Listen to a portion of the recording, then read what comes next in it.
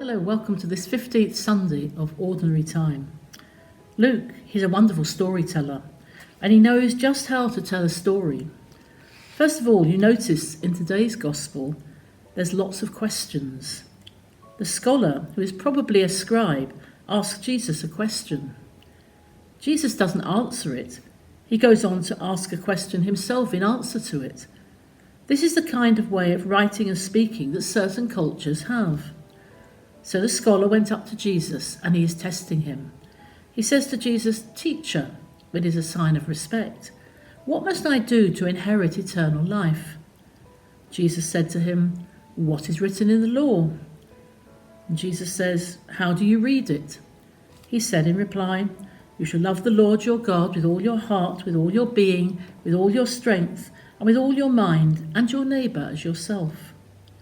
And that is the sum and substance of the whole Bible. And then Jesus says to him, "You've answered your own question, and you have answered it correctly." Then he says to him, "If you do this, you will live." And of course, it is hanging out there. If you don't do it, you will die. Of course, he's not talking about physical death. He's talking about a spiritual death. If you love God with your whole heart, soul, and mind, it will fill you with a new life. It will open your heart to receive him. And once he is in your heart, then you will have life itself. The questioner wants to show that he really wanted to justify the questions, because both he and Jesus know what he knows the answers to the questions. But he goes on to say, "Yes, but who is my neighbour? You have to tell me who my neighbour is." And Jesus says, "You still don't ask the right questions. So it's very difficult to give you the best answers. Because if we say, as he does, 'Who is my neighbour?' it means he wants Jesus to pick out the people who are deserving of his love. And you say, well, we're only talking about Jewish people here, but they're outsiders. These are foreigners. We're not talking about them. We keep it among our own kind." Jesus responds with a story, that of the Good Samaritan.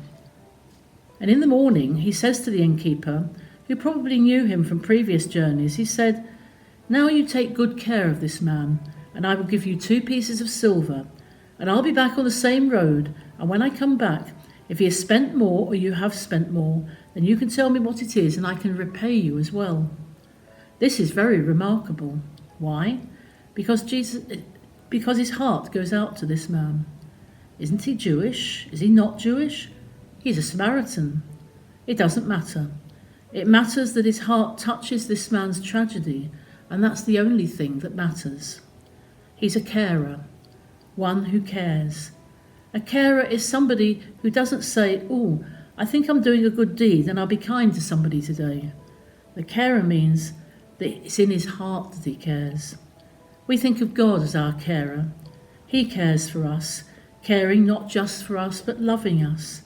Caring is going out of his way to help us and to heal us and to make us feel once again joyful, that we belong and are happy. This is what the Samaritan stands for. Jesus is saying no one inherits eternal life. It's a gift. You don't earn it. You don't do things to get it. It is a gift from God. All you have to do is open your heart and you have it. For the loving is in the living, and the living is in the loving. And there is no separation. It's a gift for God, a gift for a gift. God's gift to us is a gift of ourselves to him. And that's the beginning of eternal life. So Jesus is really saying, you already have it. It's not a question of deciding who is worthy to be assisted by me, but an attitude which says that all human beings deserve my attention, for they are all children of God, and when in need, I should reach out to them. And I reach out to them because when I reach out to them, I touch God himself. This is the meaning of the Good Samaritan. Who is the Good Samaritan? A human being who reaches out to those in need, as Christ did. What does this man reach out to help them? Why does he do this? Because this man was in need. Others are in need. These are the people we care for. They care because their hearts will not allow them to do otherwise.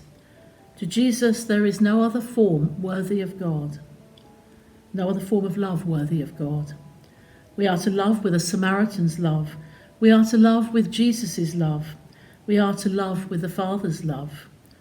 For in God's all-seeing eyes, the wounded man left bleeding and helpless by the roadside is the crucified Christ, his only Son. God bless you.